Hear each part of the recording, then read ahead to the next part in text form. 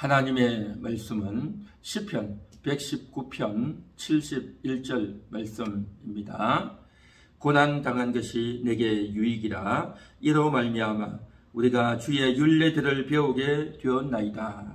아멘. 오늘 말씀에 보면 고난당한 것이 내게 유익이라 그렇게 말씀하고 있습니다.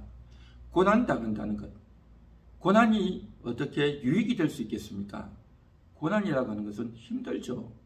마음이 섣불고 괴롭고 화도 나고 또 마음이 무너지기도 하고 또 낙담되기도 하고 온갖 여러 가지 불편한 감정이 들고 또 도무지 정말 참을 수 없는 그러한 일이 고난인데, 고난이 뭐가 그렇게 유익하겠느냐 하는 겁니다. 그런데 오늘 이 성경 말씀은 틀림없는 진리의 말씀인 줄 믿습니다. 고난이 유익이다. 어째서 성경에서는 고난당하는 것이 유익이다 그렇게 말할까요? 이것은 우리의 인간을 조금만 생각해 보면 충분히 이해할 수 있습니다. 우리 인간들은 어릴 때는 배웁니다. 학교에서 배우고 선생님들께 부모님께 배웁니다. 그러나 점점 자라가고 성인이 되고 또 자기가 독립적으로 생각하고 선택하고 행동을 하다 보면 이제 내가 하고 있는 이것이 가장 잘하고 있다, 내가 하는 것이 옳다라는 생각 속에, 그러한 착각 속에 살아갈 때가 얼마나 많냔 말이죠. 그래서 내가 실수하고 잘못하고 있는데도 불구하고 가끔씩은 양심의 가책도 되지만 그럼에도 불구하고 내가 끝까지 밀어붙인단 말이죠. 그래서 아내가 나에게 대해서 어떤 이야기를 하고 또 남편이 나에 대해서 어떤 이야기를 하고 다른 사람들이 나에 대해서 어떤 이야기를 해도 잘 안 듣는단 말이죠.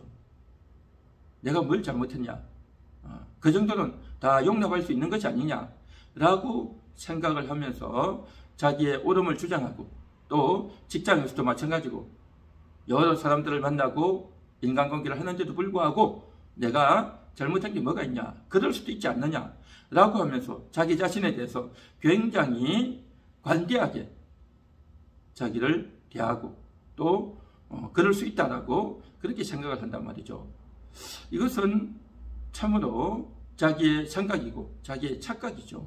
그래서 이러한 일들이 하나 둘 쌓이고 중첩되어 가다 보면 이제는 자기가 잘하는 것이냐 그렇게 착각하고 살 때가 얼마나 많냐 말이죠. 우리 인생이 그렇습니다.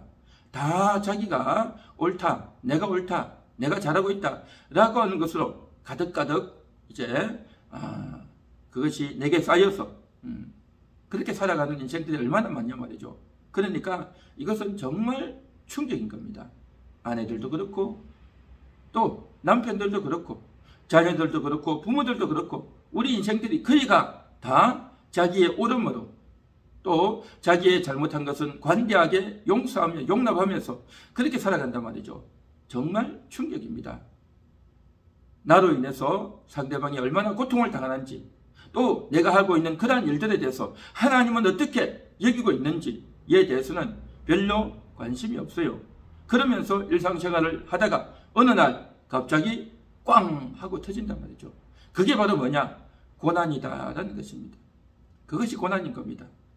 생각지도 않았던 말을 듣기도 하고 또 생각지도 못했던 내가 실수를 하기도 하고 또 정말 일어나서는 안 될 그런 끔찍한 사건이나 사고가 생기기도 하고 또 갑자기 어느 날 몸이 아프고 또 중병에 걸리기도 하고 우리가 생각하지 못했던 그런 끔찍한 일들이 일어나는 겁니다. 이 모든 것들을 하나로 묶어서 우리는 고난이다 라고 말을 한단 말이죠.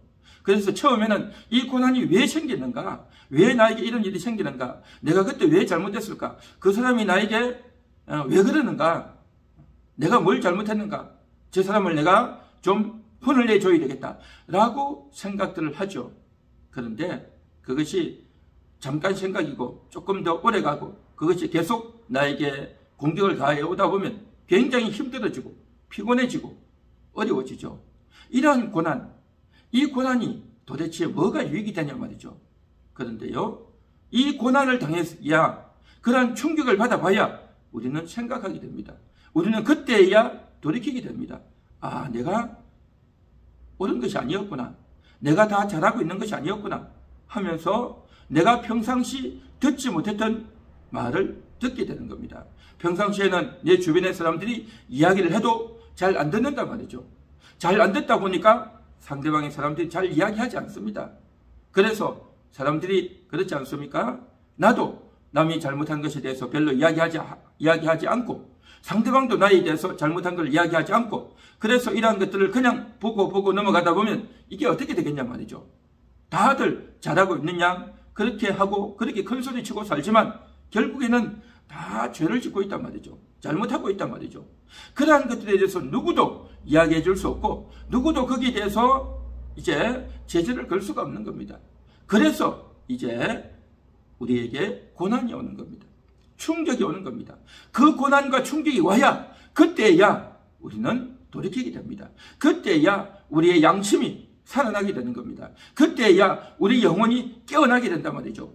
그래서 그러한 양심이 깨어나서 양심이 살아나서 그때야 우리가 내가 잘못했구나. 내가 잘못했구나. 내가 실수했구나. 내가 여태까지 도대체 뭘 하고 살았던 거야? 라고 하면서 그때야 자신을 돌이켜보게 된단 말이죠. 자신을 돌이켜보게 되고 그때야 하나님을 찾게 되고 그때야 하나님께 회개하게 되고 하나님 내가 잘못했습니다. 십자가의 보혈로 나를 씻어주옵소서. 주의 보혈 능력이 있도다. 주의 보혈로 나를 다시금 회복시키시고 용서하시고 죄에서 자유를 얻게 하옵소서.